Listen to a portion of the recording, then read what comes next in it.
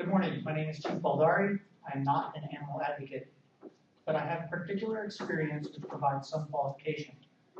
I served the United States Army for 21 years, during which time I have seen frontline and behind-the-line combat in Iraq, Sarajevo, and the Baltic Theater. During my time, I have witnessed firsthand the moral degradation of the human psyche in both war and out. I believe that the rampant abuse of non-human animals has a direct impact on the moral integrity and therefore the good of the human race. Therefore, the good of the human race, and for the good of the human race, non-human animals should be treated with dignity and respect. I currently teach military ethics for the United States Army. I studied ethical theory at the university level and was selected as a doctoral candidate at the Interdisciplinary Ethics Applied Center for Excellence, where I do research on virtue theory. In this paper, I intend to deny the morality of the behavior known as bestiality, or the use of non-human animals for sexual gratification by human beings. While many do not see this as an open question, it should be our nature to occasionally question long-standing traditional morals in the hopes of disbanding superstition and irrelevance. I will argue against bestiality as a socially acceptable practice based on 5 standard premises. The standard premises are instrumentality, consent, disease transmission, deviance, and morality. I will ignore any religious concerns, either surrounding morality or freedom of practice, instead focusing on the philosophical moral identity of the individual and of society as a whole. So that there's no misunderstanding, I would like to review a few common terms. Instrumentality is the strict concept of purpose towards some specific end. It is not general usefulness, but instead the value of a particular action toward the achieving of some desirable end goal, with no necessarily inherent value alone. The end goal must further have some value in and of itself. For the purposes of this work, I will choose the highest moral identity of humankind as a goal, known in philosophy as the good. The definition of the good is an open question, but it is easily conceptualized and can be communicated using examples and concepts. In fact, it is this ability to conceptualize and understand the desirability of the good that makes it a worthy goal. Evil is in the strictly philosophical sense, is that which works in opposition of the good. All other actions are immoral. Rape is defined as the use of force, whether through physical violence, the threat of violence, coercion, or deception, for sexual gratification and control. Rape is a physical and cognitive torture. I will use the term beast throughout this work to denote any non-human animal. This is purely used to distinguish humans from non-humans and does not carry any additional connotation beyond those presented here. Deviance is the sociological phenomenon in which a particular behavior is different from the societal norm.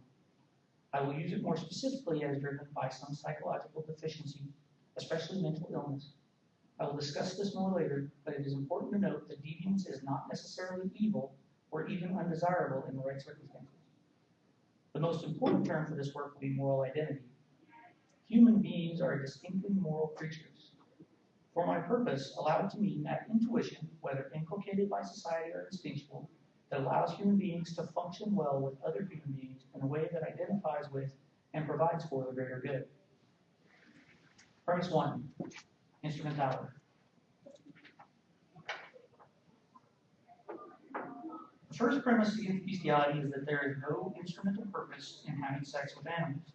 There is simply no justifiable, rational reason bestiality is preferable to any other action that achieves the same end. It serves no biological, physical, or emotional purpose.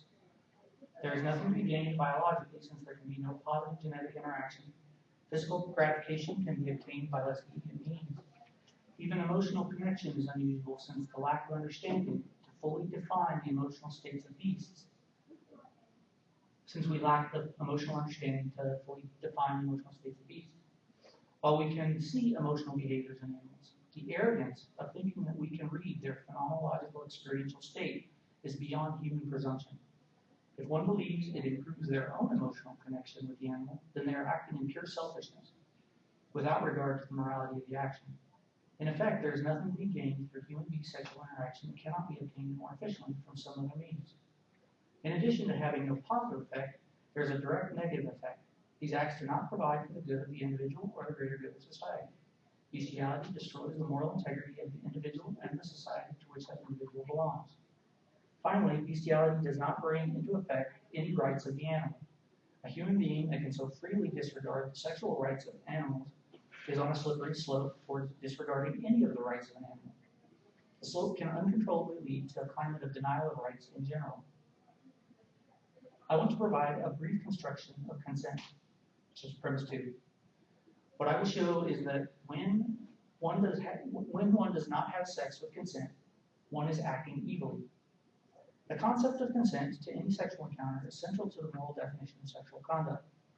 Even in sexually open societies, rape is continuously defined as sexual conduct that lacks the consent of one or more parties.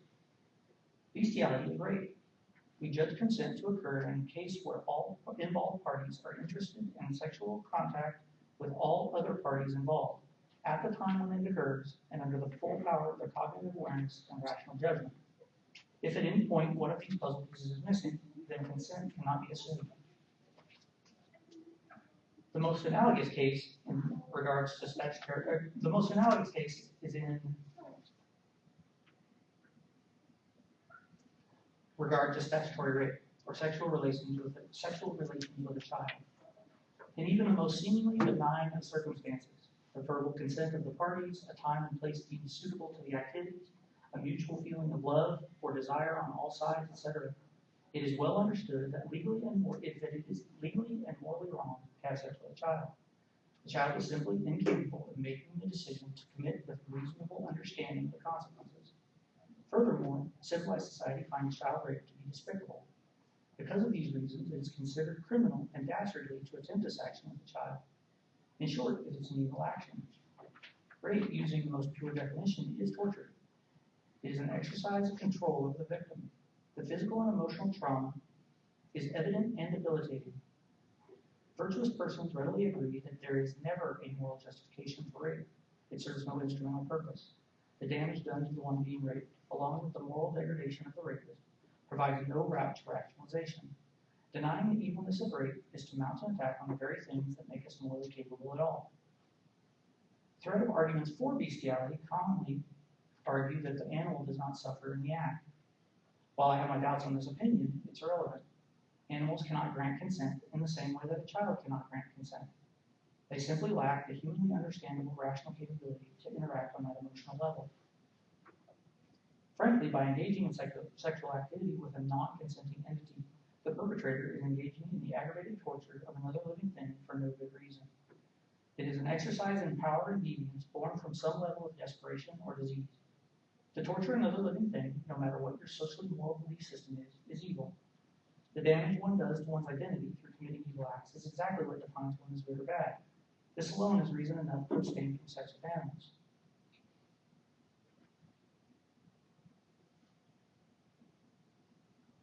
Premise 3, disease.